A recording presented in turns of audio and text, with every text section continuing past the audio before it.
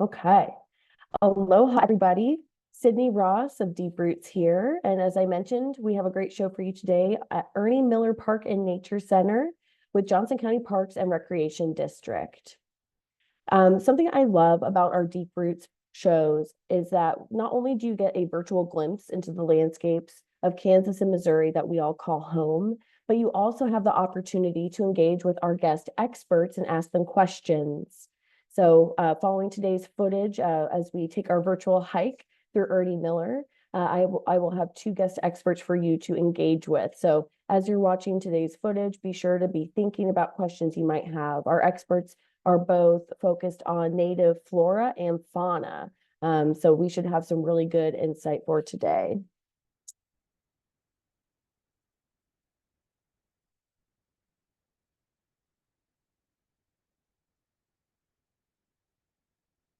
Okay.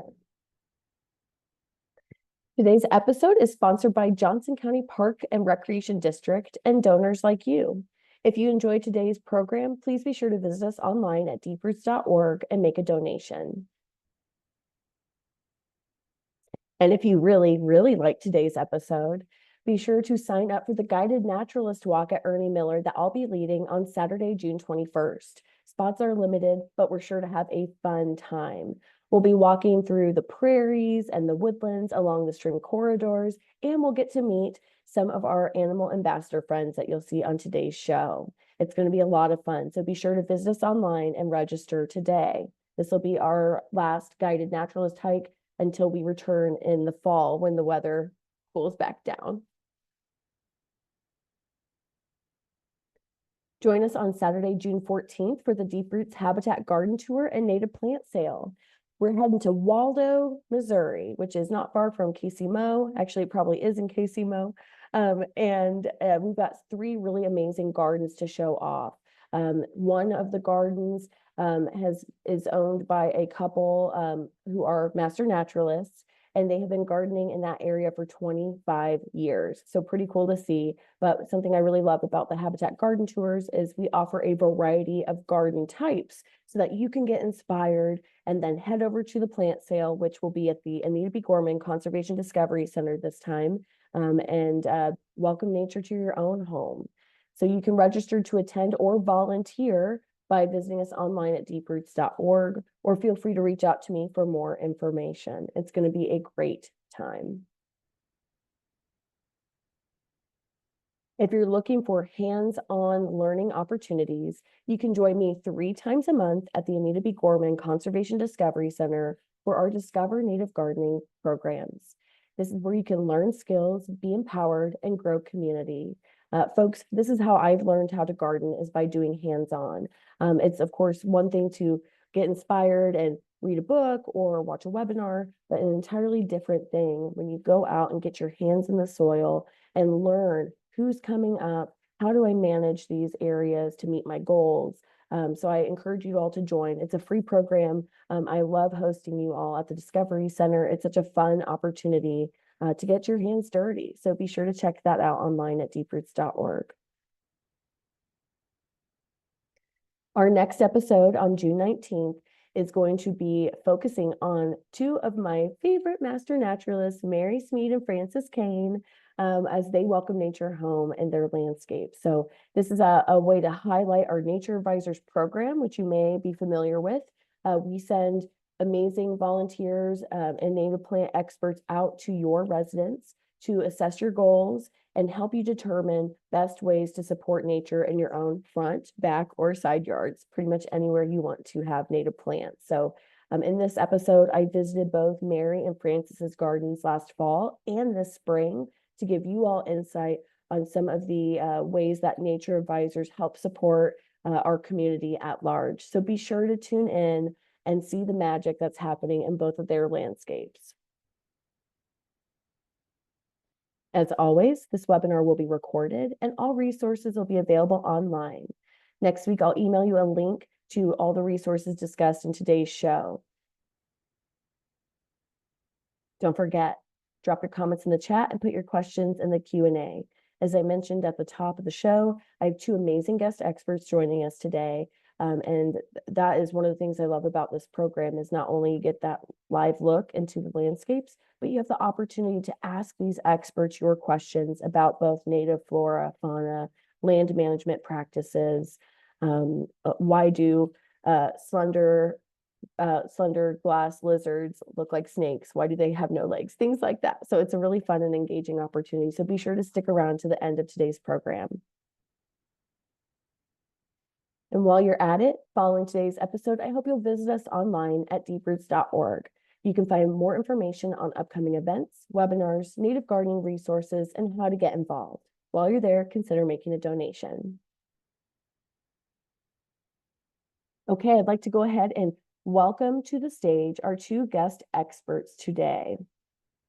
You are all probably well familiar with my buddy, Matt Garrett. He is the Natural Resource Manager for the Gold Medal Award-winning Johnson County Park and Recreation District. He's dedicated his entire career to environmental education and natural resource management in the Kansas City region. Matt's a regional conservation leader focused on large-scale prairie restoration, invasive species removal, and conservation planning. In his spare time, he spins records and discs, spins records and frisbees to his blue heeler. And I'd also like to welcome Amy Isenburg to the virtual stage. Hi, Amy. Amy is the Interpretive Administrative Assistant at Johnson County Park and Recreation District. She is based at Ernie Miller Nature Center. Amy has been there since 2017. She greets Nature Center guests, answers questions about the park and facility, manages the Ernie Miller gift shop, which, take my money, oh my gosh, they have the best books and things there. She also handles registration and reservations for all Nature Center programs, oversees the website and social media. It sounds like she's a Jack and Jill of all trades. Before coming to Ernie Miller Nature Center, she worked as a student research assistant for ethnobotanist Kelly Kincher. So cool, at Kansas Biological Survey while completing her bachelor's degree in environmental studies at the University of Kansas. She also worked on conservation easements for the Kansas Land Trust. Much of her background is in native plants, particularly plants of the prairies. So y'all, we have two amazing experts with us today. So be sure to chime in and ask your questions in the Q&A versus the chat section. Okay, so before we dive in, Matt, can you tell us a little bit about the restoration efforts you've been working on at Ernie Miller over the past 5 years? Yeah, so it's been a really exciting project. In Kansas City, we talk about how bush honeysuckle has really disrupted a lot of our urban forests, and it was a big priority in our natural resource plan to kind of reverse some of those problems in the county. And Ernie Miller is one of those spots. We have such a neat nature center with lots of interpretive education, but we had a really sick landscape. And so for the last 5 years, we've been removing the bush honeysuckle, and all 116 acres have been cleared once now, and a lot of restorations going on, and staff are putting seed on the ground, and contractors are still working. But we're really excited that you can actually see the open landscape of that park for the first time ever. And so it's been a neat opportunity to kind of reverse some of the issues we've been having on the site. You know, the first time I visited the park was about 5 years ago, I think, when you had started your restoration efforts. And it's pretty amazing to see the transformation. And I know when it comes to large landscape management, there's not really there's always some type of management to be had, but you all have come a long ways, and I can't wait for you to discuss more as we go through today's show. The good, the bad, and the ugly of these Yeah. efforts, because Yep, it's a process. it is a process and something that is, you know, kind of new to the field of land management. It's Yep. another way of looking at it. And so, Amy, I would love for you to tell us a little more about Ernie Miller Nature Center.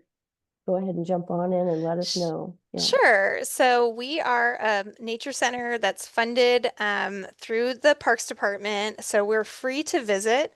We have animals on display, things like reptiles, amphibians, birds of prey. And then all of our programs, or at least nearly all of our programs, we do charge some sort of fee for. So just visiting is free, and people have to sign up for our programs. And then We also have things like camps in the summer, and we do a lot of outreach as well as programs here at Ernie Miller Nature Center. So yearly here at the Nature Center, we have somewhere around 38 to 40,000 people visit through the year, either for a program or just to drop in to see the exhibits, and then about another 20 to 25,000 people that we serve off-site Oh my throughout the gosh. year for programming, things like school programs in the classroom or other types of programs off-site. That's amazing. I love and appreciate the impact you're having in our community to get people connected closer to nature, especially starting at such a young age.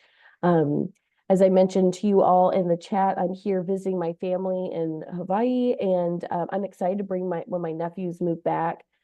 They're ages 10 and 7, and I know they're going to love Ernie Miller Park and Nature Center. So I will be visiting with my family often is what I'm anticipating. So one of the other things I love about Ernie Miller Nature Center are the animal ambassadors. And I know it's kind of like picking a favorite child or even a favorite plant. It's hard, but do you have a favorite animal ambassador there on site? Well, certainly one of my favorites of many is our screech owl, Oh, mostly because he's really tiny. He's only about this big. And even though he's more than a decade old, he kind of looks like a baby. And so we get to explain that, no, he's not a baby. And they're so small and so well camouflaged that it's a very rare bird for anyone to ever see in the wild, just on their own. So it's really special for us to be able to show him to people in our programs, because it just would be so unusual for them to get a chance to see one in the wild. And he's oh, just so cute. they're so cute. It's kind of ridiculous how cute they are. I'm sure for that He bird. thinks he would like everyone to know though that he is a vicious predator, He's and very fierce. he does not think he's cute. He thinks he's very, very vicious, That is hilarious. And yeah, and which I makes get him cuter, really. I love that so much. Well, thank you both, Amy and Matt, for joining us today as our guest experts. And we'll go ahead and jump in today's episode, and then be sure to stick around, folks, for the live Q&A at the end. Enjoy.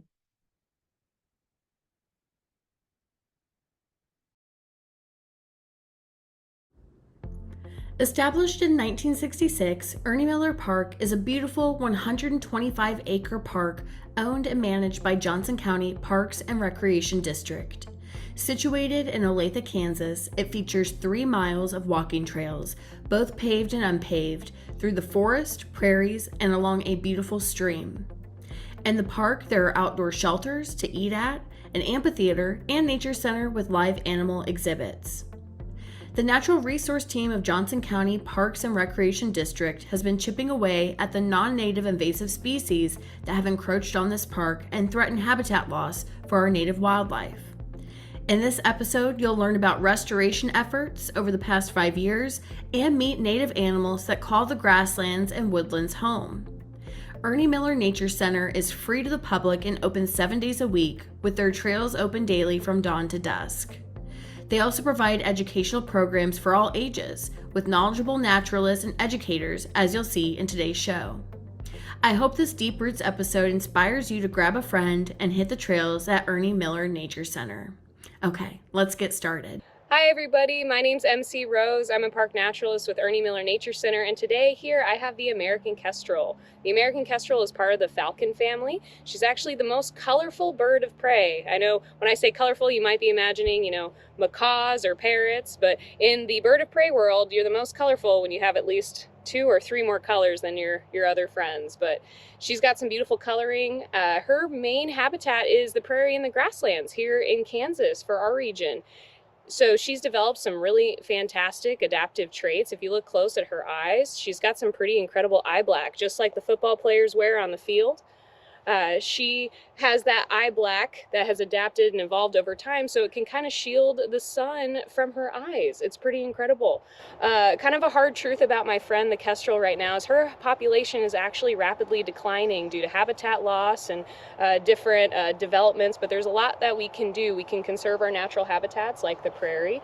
We can also build kestrel boxes. A lot of electrical companies do that. They build kestrel boxes to keep away the starlings from all sorts of things, but she's a really incredible bird. So this is the Ornate Box Turtle. This is our state reptile. The Ornate Box Turtle gets his name for his beautiful yellow colorations that he has all over his shell. Those are kind of like his ornaments or his decorations, so to speak. He is native to Kansas. You can find him in lots of different habitats here at Ernie Miller. You can find him in the prairie, you can find him in our forest, you can find them everywhere. This time of year, they're crossing the roads here in Kansas, trying to find different habitats to explore. And it can be kind of scary if you're a turtle crossing the road. So if you do see a turtle, don't cause a traffic jam, but if you can safely pull to the side of the road to rescue a turtle crossing, safely do so. But just remember to stay safe out there and don't randomly cross the road. Is it true that if you see a turtle crossing the road, you should take them in the same direction that they were going? Yes. So ideally, you're helping them complete their path, not go back the other way. I think that would be a really helpful thing to do. Yes. So make sure you're continuing their crossing, going across the street. All right, we're gonna go behind the scenes to our turtle release area. This is the place where we keep our turtles at Ernie Miller. Come on in. Just a little abode. This is so cute. So it's a perfectly special place with lots of places that they can hide. There's lots of leaves down here that they can kind of bed in if they would like. They can also find lots of places with water. Oh, there he goes. He's like, get me out of here. Oh! And if they do fall over, it is okay. They can right themselves. However, if you do see a turtle on its back for longer than, gosh, I don't know, a half hour in the wild, if you can, maybe take a nice stick and just roll them back over. Here I have the Slender Glass Lizard, otherwise known as the legless lizard. Now, you're looking at him and you're like, wait a minute, MC, that's a snake. That's not a lizard or whatever you said it was. This right here is indeed a lizard and not a snake, and there's a few key differences. So if you look really close, he does have eyelids, which snakes don't have eyelids. They actually have an eye scale, an eye cap that goes over their eye, but this guy actually has eyelids. He also has ear holes as well. Snakes don't have any ear holes. Now, he does do something that's really incredible. Not only is he camouflaged super well to be in our beautiful prairie that we have here at Ernie Miller, but he also displays another adaptation, which is mimicry. He looks like a snake and even acts like a snake too. He does have a little tongue that sometimes you can see if he puts it out, but he'll have a little tongue that's blue in color, which a lot of lizards do have a blue tongue in general, but he'll actually stick it out and flick it in order to kind of give that illusion that he is indeed a snake. He can be very, very fast. They can grow up to 3.5 feet long, so they can get pretty big. Here's just his full length for scale. And like most lizards and other reptiles, he can actually detach his tail when threatened. So they display, when they're threatened, they do a massive display of agitation where they'll kind of flick around and dance. They'll do lots of rolling, and then they'll actually detach their tail. Now their tail can come off all in one piece, or it can come off in several pieces, and those pieces will kind of twitch around and make whatever is trying to attack him interested in eating those and not him, so he has time to get away. But he's a really incredible reptile that you can find here in the prairies of Kansas, in the tall grasslands, but he's a really beautiful reptile. Body is more segmented, so his body feels different. If you've ever handled a snake before, they have such a long spine and layers of ribs, but when you hold him, you can feel it's almost like a whole lizard just without the legs. They have really rigid bodies. Their lungs are even kind of differently placed. Look, you can kind of see him breathing there, which is really, really cool. I think he held his breath. There he goes. Amazing. Beautiful, beautiful. Beautiful boy. He's very pretty.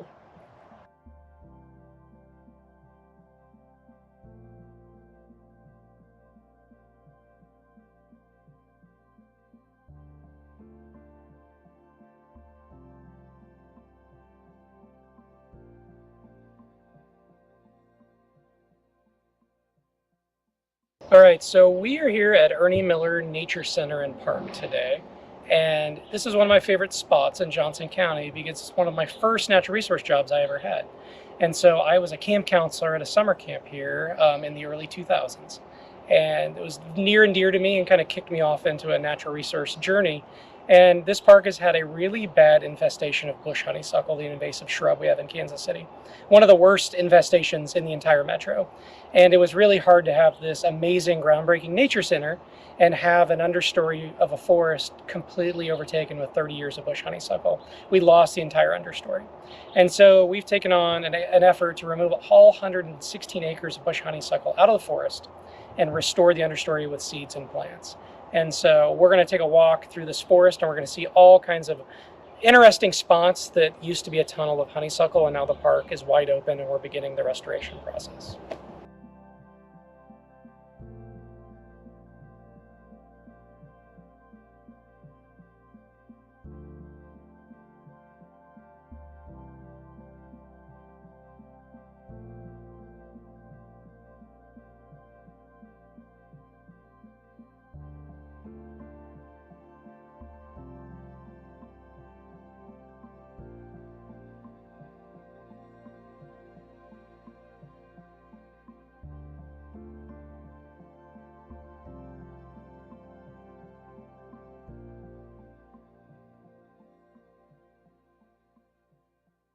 All right, so we've gone through and removed 160 acres of bush honeysuckle, and we breathed out and we're like, look what we did.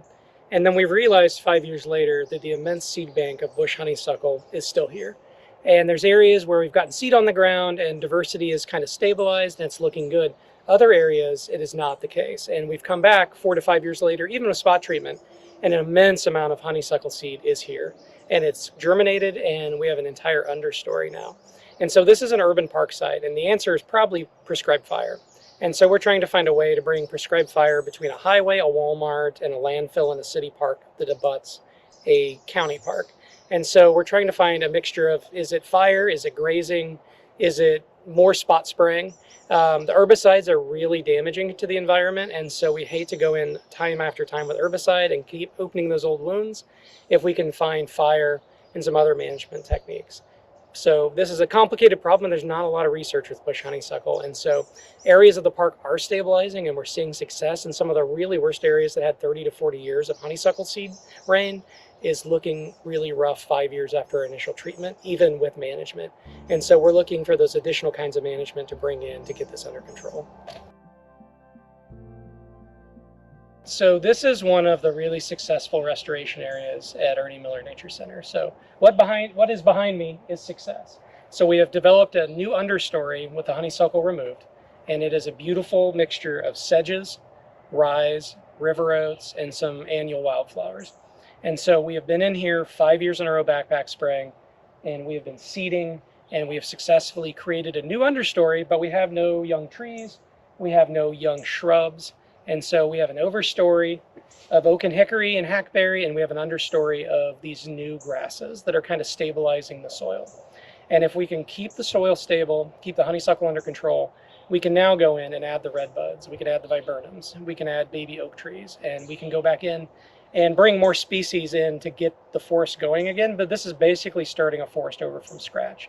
And if you look at old aerials, this area really was a prairie, probably 100, 200, 300 years ago. So the landscape probably doesn't really want to be a forest, but that's where it is today. And so we're going to now bring in more conservative species in our shrub seeding and our herbaceous layer seeding, and then we're going to bring in some oak and hickory 3-gallon conservation grade trees.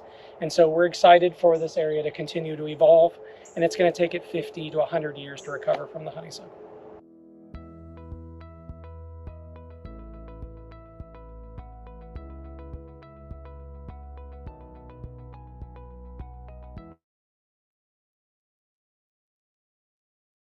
All right. I'd like to go ahead and welcome back to the virtual stage both Amy and Matt. Now that we got a little taste of what Ernie Miller Park and Nature Center is all about, Amy, I would love for you to tell us a little bit more about the mission of the Nature Center and how do you see that mission playing out in everyday programming? Sure. So our real goal is to offer an opportunity for people to connect with nature and other types of outdoor education. So we have spring and fall field trips that cover everything from living history, the history of Kansas, the human inhabitants, as well as the animal inhabitants, uh, all the way through ecology, that type of field trips. And then we even have programs that we do primarily offsite with a portable planetarium. So we are from everything from the soil up to the sky, trying to give people as hands-on and in-person experience as we can. Mostly we work up through 5th or 6th grade students, but we also have programming that's for all ages, for families, for adults only. We even have a yoga class in the nature center. Just trying to give everybody that opportunity to really connect in a special way. And with the free nature center, you don't have to have a program or a paid situation to come and enjoy that. And then with the nature park being open from dawn to dusk, we get a lot of hiking, a lot of visitation, over 130,000 people a year. In 2024 alone was 133,000 plus, and on pace to increase that number this year of people visiting the park to hike the trails. We also, being a nature park, do have different rules than other parks. We don't allow pets on our trails, and we don't allow bikes on the trails, so people can have a bit more serene experience without the bikes, but also keeping pets off of our trails helps to create a situation where the wildlife aren't smelling our dogs, which we all know we love them, that they're not, an immediate predator, but to wildlife they are. And so we have a much more calm and present population of deer and other wildlife that are pretty comfortable in the park and much more readily visible to our visitors, and makes a great habitat for those animals as well, to have only the native predators, the coyote and occasional bobcat, and your smaller predators, things like I'm sure there's skunks occasionally in the park, and possums, things like that. So we have sort of this dual purpose of having this space for wildlife. We are a valley of Little Cedar Creek, so we have a nice waterway running through the park that creates sort of a superhighway for wildlife that they can come and go from the park and have sort of a serene environment for them, but also share it with the people of the neighborhood. And at this point, we are hemmed in on pretty much 3 sides by either highway or development. So it is kind of a nice little oasis in what's now a pretty booming, pretty heavily populated part of Olathe. Yeah, definitely. It's amazing to just go into that space, and like you go from being on a highway in a city to just oasis with lots of plants and flowers blooming and wildlife to be seen. So I do agree that that is one of the special aspects of Ernie Miller Park. So speaking of the name, can you tell us a little bit about why the park is named what it is? Sure. So honestly, it has very little to do with what the park is today. Ernie Miller was a prominent Olathe businessman and just community member that was pretty beloved in his time, sometimes nicknamed Mr. Olathe. And the park space was originally a city park. Not for a lot of years, but when it was transferred over to be a county park, the city did ask if we could keep the name, and the county agreed. And so Ernie Miller never owned the land. He didn't donate the land. He wasn't particularly a conservationist or involved with nature specifically. He was more of an Olathe prominent citizen. And so the park was named in his honor back at that time. Okay, cool. I was curious. I'm like, who is this Ernie guy? So that's great.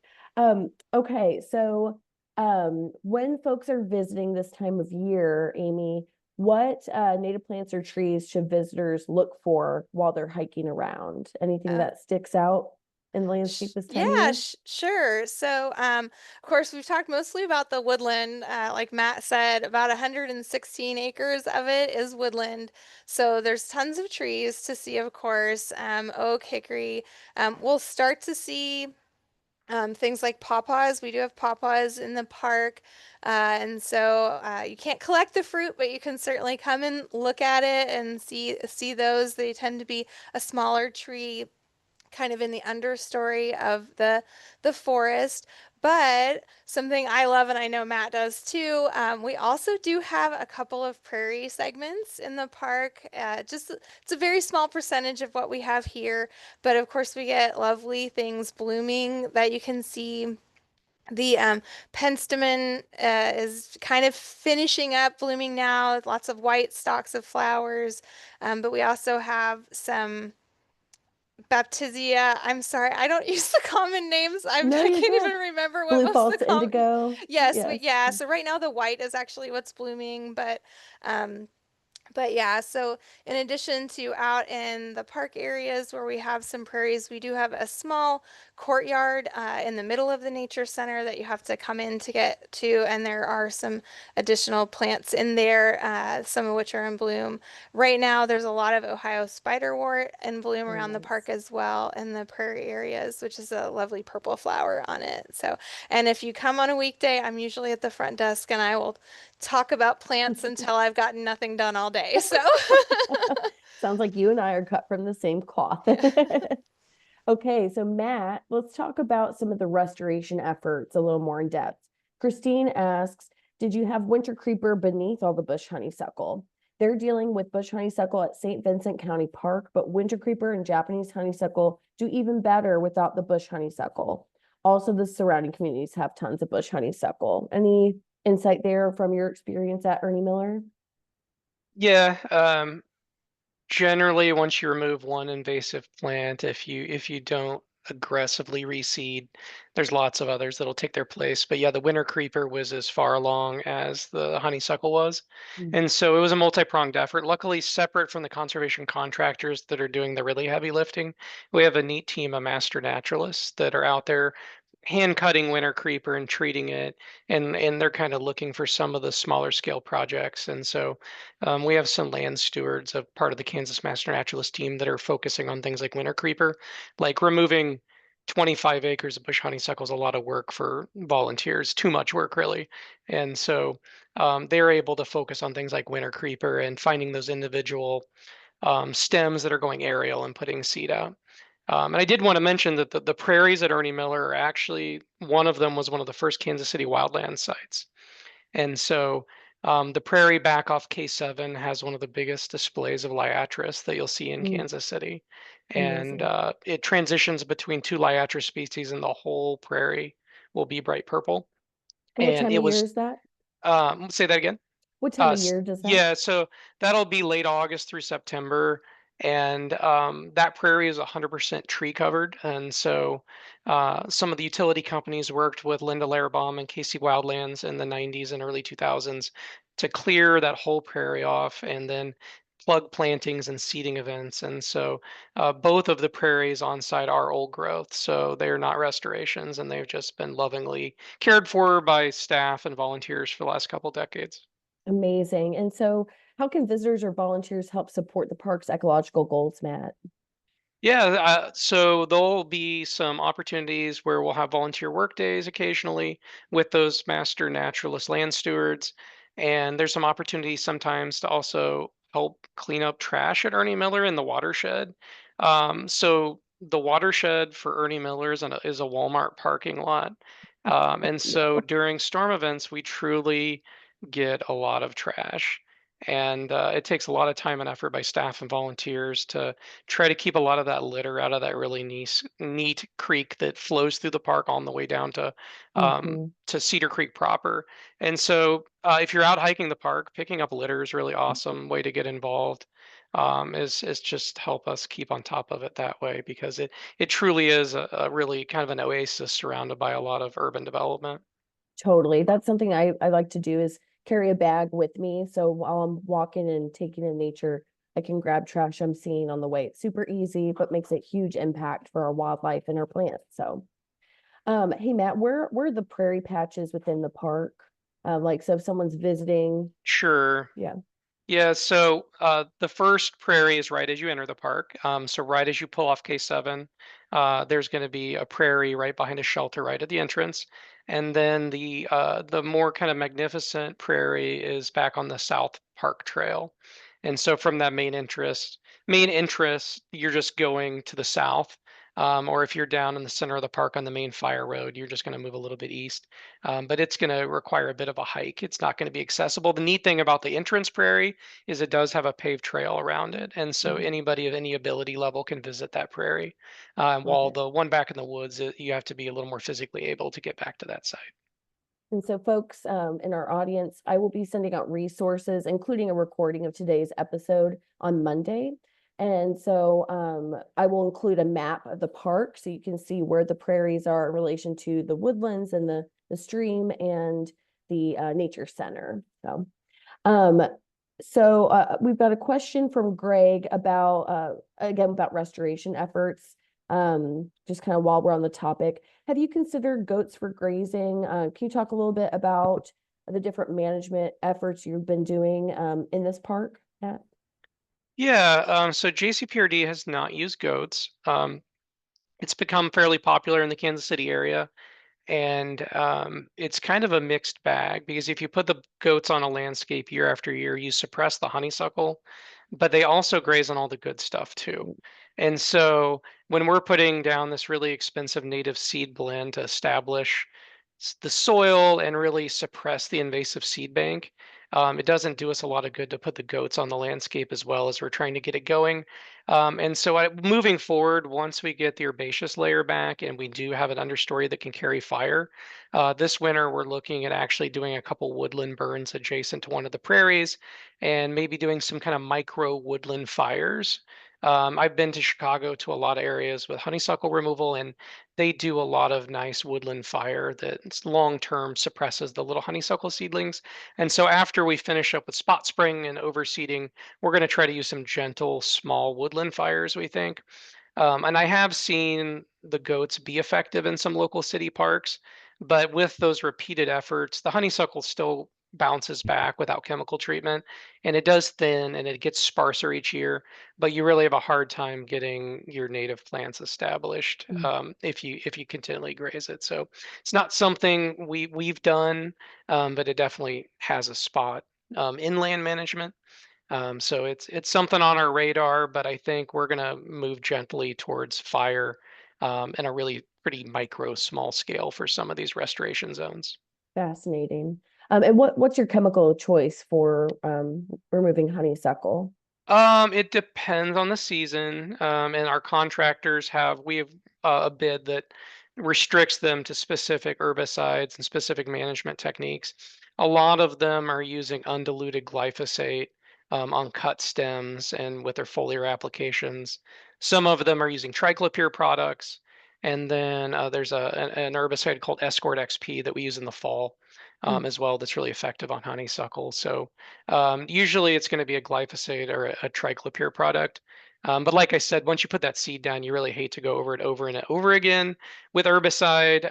But we have had a couple spots where we thought it looked awesome. And then the next year, like 25 years of bush honeysuckle seedlings Ugh. woke back up. And you realize it's not a one and done situation. This is going to be decades. Like this is a project I'm going to start, but the next natural resource manager and the one after them are going to keep this work going. So this is not a 1, 2, 3, 4, 5 year thing. So this is going to be decades of restoration work.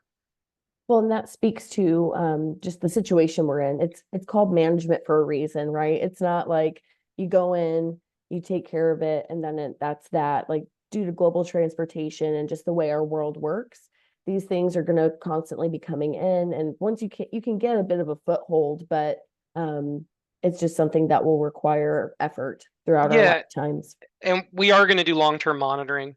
So we have a botanist that is doing some plots in the prairies, and we're going to have some woodland plots. And so we are going to look at the floristic quality over time on these sites and make sure that the management is trending in the right direction. And Mhm. so we're just beginning now to get data every 5 years on some of these sites. And so that'll allow us to realize that the management's working, or we need to shift and try something new. I see. Okay, so we're going to shift to talking about some of the animals at Ernie Miller. So we've got some questions here in the Q&A. And folks, if you have questions of your own, feel free to put them in the Q&A for our guest experts. But so can you tell us more about the legless lizard? Because for folks who may have joined us a little later, they thought for sure it was a snake. So tell us more about that. Tell us like why they detach their tail, and are there any venomous legless lizards in Kansas and Missouri? Sure, those are great questions. So the animal you may have seen MC Rose, our naturalist, holding in the video, was not a snake. I know it looked like a snake, but it's actually a lizard. They do not have legs, so it's a slender glass lizard, or sometimes just called a legless lizard.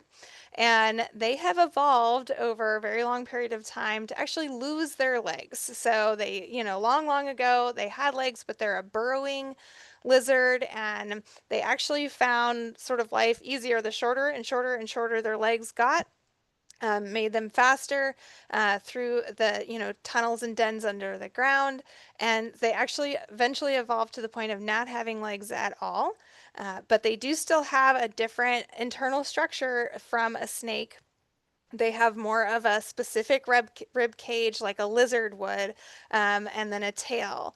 So not actually a snake, it is a legless or slender glass lizard. They are not venomous. However, I would say any bite from like a snake or a lizard, if it breaks the skin, even if it's not venomous, all reptiles like that tend to have very, very dirty mouths with a lot of nasty stuff that could give you nasty infection. So even if you're bit by a non-venomous snake, or in this case, a lizard, it would be a good idea to get that checked by a doctor because it might need treatment even if it's not venomous. And then, like some other lizards, things like people are familiar with other lizards that can lose their tail. They do that in order to get away from a dangerous situation. Either something has clamped onto their tail, maybe like a cat that's trying to catch it to eat it, or that they're startled enough they can shed the tail to leave behind. It's sort of break away so that the rest of the lizard can get away from the situation. So I think, did that answer the questions we had on that one? It definitely And did. he is really fast. You would think that with no legs that we can't run, but he is so fast, and his movements are very much like a snake. And he's a very, very quick little predator. When we feed him, he eats pretty much crickets, but he's really quick.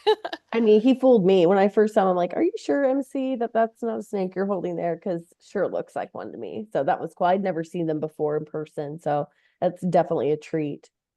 Okay, so I've got another question for you, Amy. What is your personal favorite spot in the park to slow down and observe nature? This might be a tough one, but Oh, well, so I would say that the prairie that Matt describes that's back on the trail, that's on the South Trail, to hike out to there is definitely one of my favorite things to do when I have some time to get out there. The liatris, when they're in bloom, are totally amazing, and it's not uncommon for me to get to go and in early September to go out to that prairie, and it is not only my favorite spot, it is also the monarch butterfly's favorite spot in the fall when they're migrating through. And we typically do a monarch butterfly program in the fall, and a lot of times we need to go gather a bunch up the day before so that we've got them the next morning so people can tag and things like that. And so if I'm really lucky, I get to go out to that prairie and just be like surrounded like some sort of movie princess by monarch butterflies. I love that. And they love the liatris, so that's Oh, perfect. they love it. It's like nectar to their ears. Yes. That's That site awesome. hasn't been burned this season, so it may not be like a huge explosion of flowers this year, but it is going to see fire this winter. So Awesome. fall of 26, it'll be spectacular. It's kind of in an off fire cycle right now, and so this season it may not be as exciting as you would see post fire. So put it on your calendar for September 26.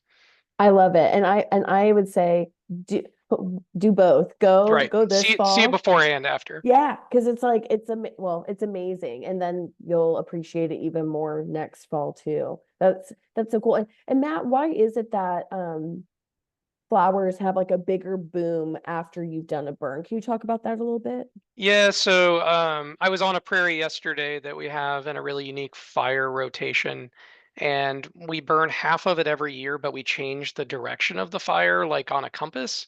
Mm. And so we'll burn the south half of a field, and then the next year we'll burn the east half, and we rotate the polarity. And so we'll end up with a corner that has like 2 years of thatch and no fire. And you get so much biomass and so much dead material that a lot of the plants aren't dropping seed on the ground, and you're not getting that solarization and the heat in the soil in the spring, and a lot getting all of the kind of inputs from the debris from the fire into the landscape aren't happening. And so after a couple seasons without fire, prairies can look pretty blah, pretty gray. And then the next year, when you remove all the biomass, they're just an explosion of colors. So it's really exciting to see a unit rotate and see different plants express themselves. But it's important to let them rest. So some of our grassland bird species, like a Henslow sparrow, really needs 3-4 years of duff on the ground. And so Mm. you need to make sure that when we burn, that we're not um, just making it like a scorched landscape. So we're leaving up some stems for the bees and some thatch for the birds to nest, and we're not doing it too late. So those legless lizards, if you burn too late into April, you're really catching them out. Mm. And so the fire timing, you really want to be cautious and do it closer to the dormant season, or Yeah, you're going to catch definitely. that legless lizard out in that unit. And so the timing is really important for burning with herps.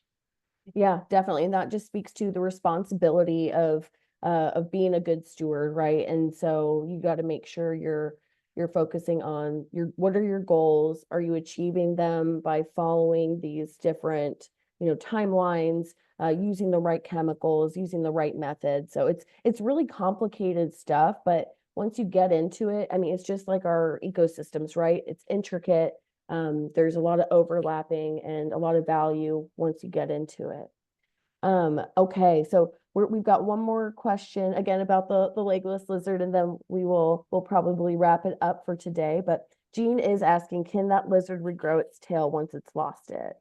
Yes, they take quite a while to regrow, but it's common for us to similar to if the legless lizard, he doesn't face a lot of peril here at the nature center. He's got a pretty cushy life, but we see out on our stone walls where we have seating and things like that, we have a couple of different species of skinks that absolutely love to live out there. They hate to live in captivity, so we don't bring them in, but pretty much every visitor will see one in those stone walls, and it's not uncommon at all for us to see them that are in some period of regrowth of one of those tails, that they've lost it, but it's most of the way regrown, but has a little kind of stumpy bit to the end, or that it's almost completely regrown, or that it's pretty freshly gone. But yeah, they do regrow. It just takes quite a while for them to regrow. Man, that's so fascinating. So thank you both just for your expertise, your knowledge, your passion for everything that you do. And folks who are tuning in, I hope this will inspire you to go visit Ernie Miller Park and Nature Center. Again, the trails are open daily, dawn to dusk. Even the Nature Center has hours open every day of the week. So be sure to check that out. You can Google Ernie Miller Nature Center and Ernie Miller Park for more information, or wait for the email that I'll be sending you on Monday, which will include resources from today's show, links to sign up for our guided naturalist walk there on the 21st. We've got information about our habitat garden tour, nature advisory program, so much good stuff. So thank you all for tuning in today. And thank you, Matt and Amy. Appreciate you both. Thanks. Take Thank care. you.